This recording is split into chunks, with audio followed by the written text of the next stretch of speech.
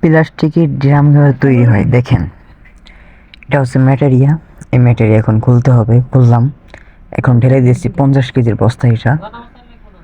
তো 50 কেজি বস্তা ঢালার পর আবার 50 কেজি মিশান লাগবো। মোট হচ্ছে 100 কেজি, আর হচ্ছে গ্রেডিং 2 কেজি, মোট হচ্ছে 200 কেজি একসাথে মাল মিশান লাগবো।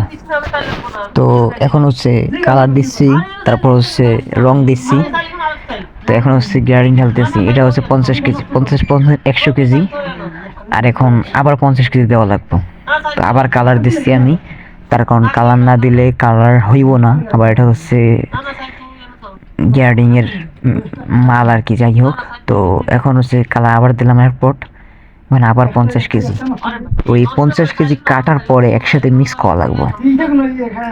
তখন আমি দেখেন কি তাড়াতাড়ি মিক্স করতেছি, কারণ কাটার কাজটা খুবই হার্ডের কাজ, তবুও করা লাগবে। তার কারণ হচ্ছে ভাই প্রবাসীটা কত কষ্ট করাই লাগবে। এই দেখেন সবকিছু মিক্স করার পরে এখান থেকে উপরে যায়, উপর থেকে ওই মেশিনটা ভাঙ্গাইয়া ওই কর্নারে চলে যায়। তো এখানে আসার পরে এই যে এখানে আসে একদম প্লাস্টিকের মতো, মানে একবারে গরম আসে। এটাই যদি কেউ হাত দেয়, হাতটার জায়গায় পড়ে যাব, তার কারণ যেখানে লাগবে সেখানে একবারে সিদ্ধ হয়ে যাবে, এতটা গরম।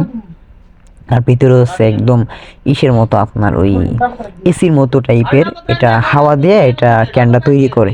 তো এটা হচ্ছে প্লাস্টিকের ক্যান। এই দেখেন কীভাবে টিউবটা পড়ে।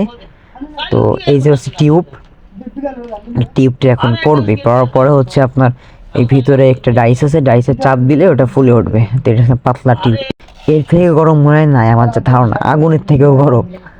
তো এই যে এখন টিউবটা পড়তেছে, তারপর হচ্ছে আপনার ডাইসের চাপ দিলে ভিতরে হাওয়া দিবে। এই ডাইসের চাপ দিয়ে নিয়ে যাচ্ছে ওই কর্নারে। তো এখন এই যে নিয়ে গেল, এই সাইডে দেখেন ওই যে ক্যান পড়তেছে। তো এই ক্যানটা হচ্ছে একটা মেশিনের সাহায্যে আর কি আসতেছে এই কর্নারে। তো আসার পরে দেখেন ক্যানটা 20 লিটারের ক্যান। তো এখন হচ্ছে এটা আমি কাটিং করতে দিব, দেখি ও কাটিং করে কি সুন্দর করে। দেখেন খুব কাজটা খুবই হার্ডের কাজ। তো এই যে হচ্ছে কাটিং করতেছে দেখেন, মানে ড্রামের বাকি যে অংশটুকু ওইটা হচ্ছে সুই দিয়ে কাটা লাগে। 12 ঘন্টা ডিউটি করা লাগে, প্রচুর হাতটা খুবই ব্যথা হয় এবং হাতটা খুবই ফোলে। তবে কিছু করার নাই, কারণ পরিবারের জন্য একটু কষ্ট তো আমাদের করতেই হবে প্রবাসীদের। তো এই দেখেন ক্যানটা কাটিং করার পরে কি সুন্দর একটা ডিজাইন আসে দেখেন।